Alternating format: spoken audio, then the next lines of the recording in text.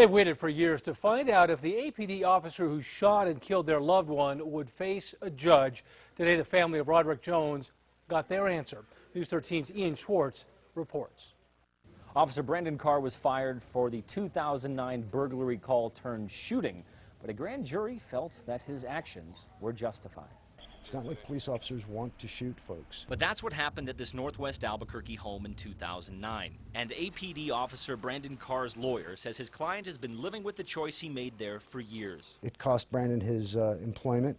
It cost Brandon his certification. Carr and another officer were responding to a burglary call. When they got to the home, they found Roderick Jones inside. Carr says he told Jones to surrender, but didn't. And Carr says instead he reached for a weapon. That's when Officer Carr shot and killed Jones. In the end, Jones never had a weapon, and Carr was fired for violating police policy. Carr's lawyer, John D'Amato, says the shooting could have been avoided. Had he just obeyed the police, none of this would have occurred. The Jones family did file a lawsuit, and the city had to pay out more than $1 million.